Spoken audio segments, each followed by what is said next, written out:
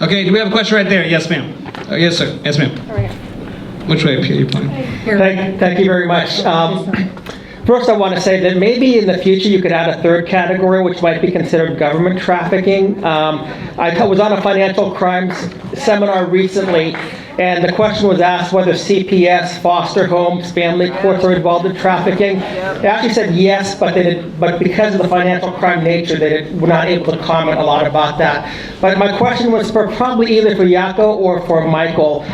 You both have talked about the family structure issue, which I think is very critical and important. This is one of the reasons that I talk about the issue of fatherlessness in our society, and especially about the issue of no-fault divorce that destroys families. There's no defense against it. And I want to hear from you, what is the influence that you see with broken families or the issue of fatherlessness that actually increases vulnerability to human trafficking, and can you give, like, by what percentage or by what factor? Thank you. I spoke at 35 college campuses in the last year, okay? So it's 52 weeks in a year, 35 campuses, and here's my own personal census. The number one fear of millennials and Gen Zs today is that they're going to lose a parent because they don't know who's going to take care of them.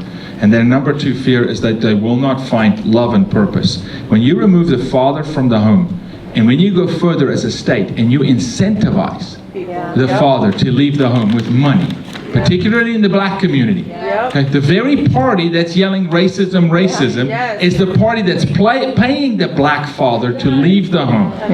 Okay? It's all going to come down to lawmakers. It's catastrophic when a father figure is not there, because the child will find a father figure. That's a fact, okay? And the predator will find the child. So how important it is, it's almost every single case I've ever seen or worked, or every survivor I've ever worked with, it's a father wound to a degree, right? It's a rudderless individual that's looking for love, hope. We all have a side in our heads that say, make me feel important. The predator's just looking for the most vulnerable.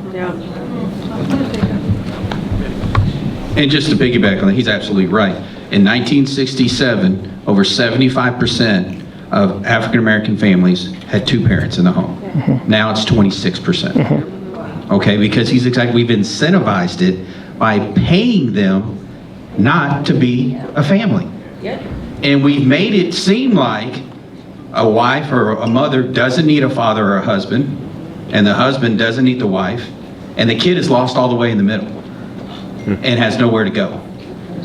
And so what we've got to do, we've got to put the importance back into the family unit, but also raising our kids and not telling them you can be whatever you want. Because you know we're lying. No, you can't. Little Joey's over there eating glue sticks. No, he ain't going to be an astronaut.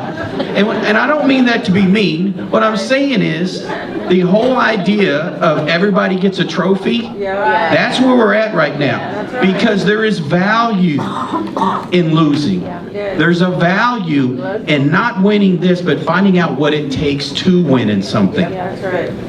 But we've taught our kids that everybody's special, everybody's beautiful, you'll always finish number one. And when they've turned into adults and they figure out the world isn't fair, then we're at where we're at right now.